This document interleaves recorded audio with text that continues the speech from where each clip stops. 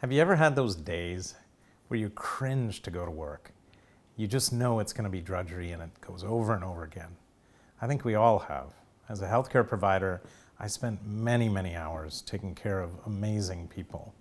And it rubs on you in something called burnout.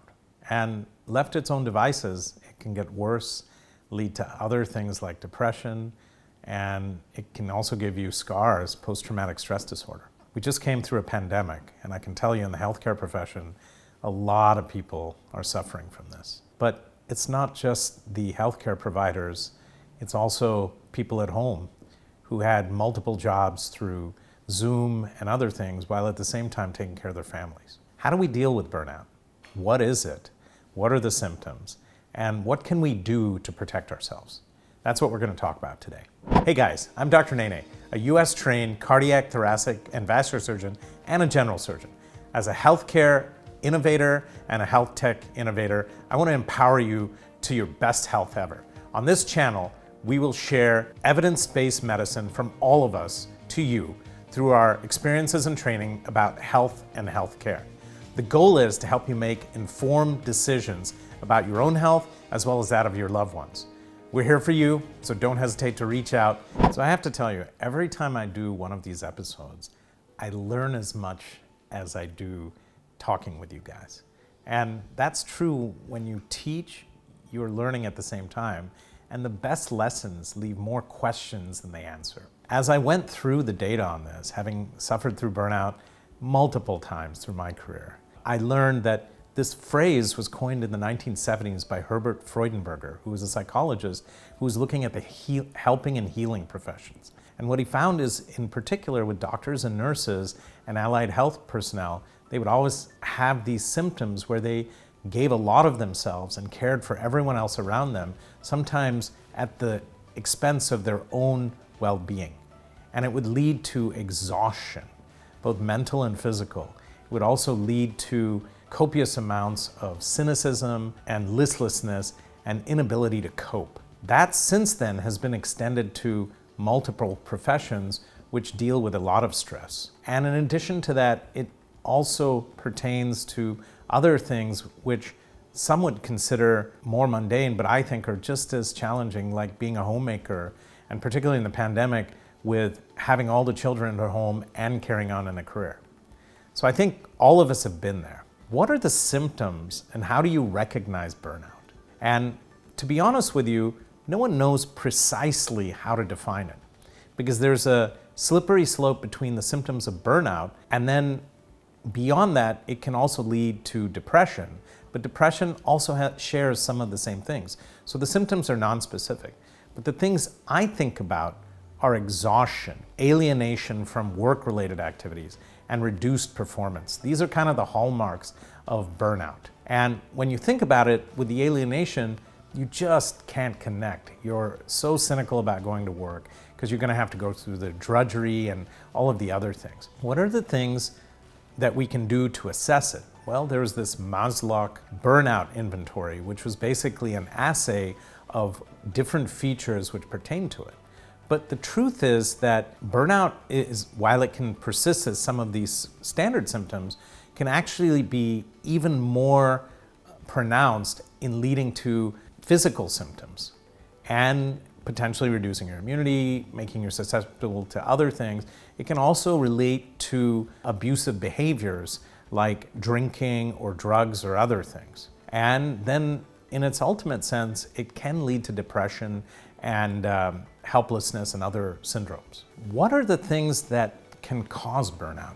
And I would say there's a number of them in a work setting which can. One of them is the lack of control, the inability to kind of dictate your own terms, having an excessive workload, having assignments and schedules which are beyond you, and to some degree not having the resources you need to get that work done. The second is unclear job expectations. If you're unclear about the degree of authority you have, or alternatively, if your supervisor or someone else is sitting on you and it's uncomfortable work, this can lead to burnout. The third is dysfunctional workplace dynamics. If you have things going on in the office like bullies, or you're being undermined, or there's a lot of micromanagement, this can lead to burnout. The fourth is extremes of activity.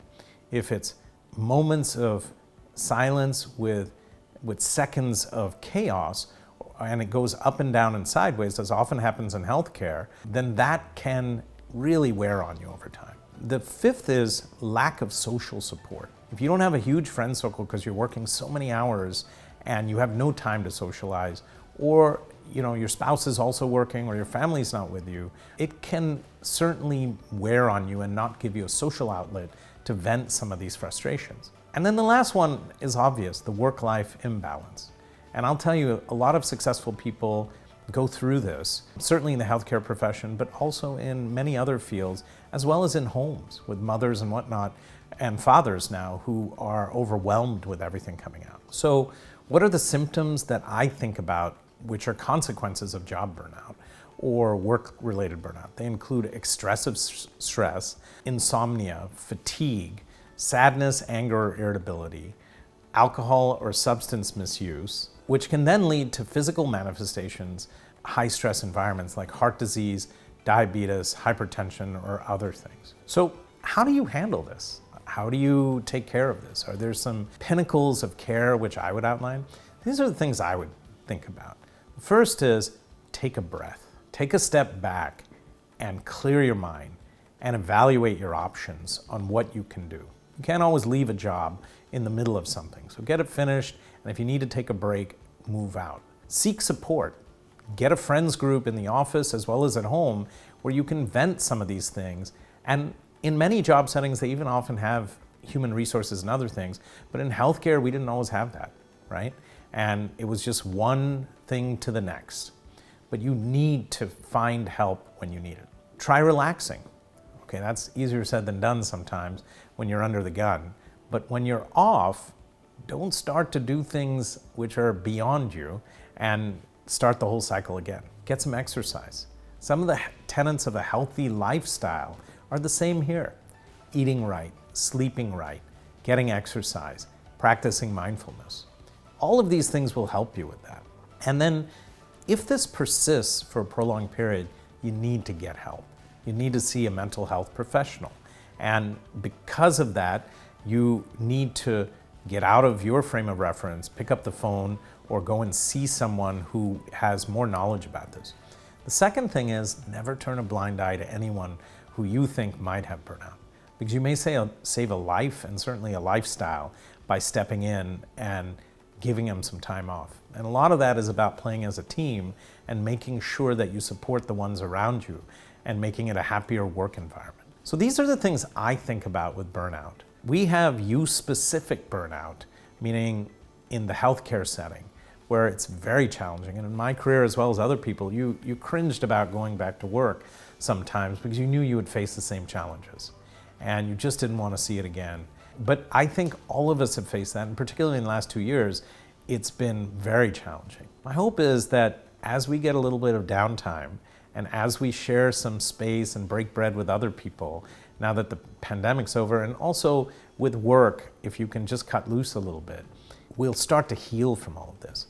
But the key is to not let yourself get into a cycle which is unhealthy and thereby end up perpetuating this, because you won't be happy and you may leave the profession, you may not do something. Worse yet, you could get sick or alternatively wreak havoc on everyone around you. And just not a healthy thing to do.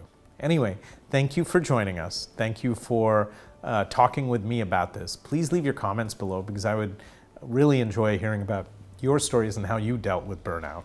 And the main thing is to learn something new every day and to have passion for everything you do and the people around you. And I look forward to hearing from you as to what you think is important. So, as always, we try to put this with evidence-based links, and those are in the description for this video. In addition to that, on my website, drnene.com, we will host many of these ideas and topics, and so you can always go there. And finally, we're all about getting better together and living better lives. So don't forget to subscribe to the channel, like the videos if you do, and share them with all your friends. And I look forward to speaking to you more as time goes on, and here's to your best health.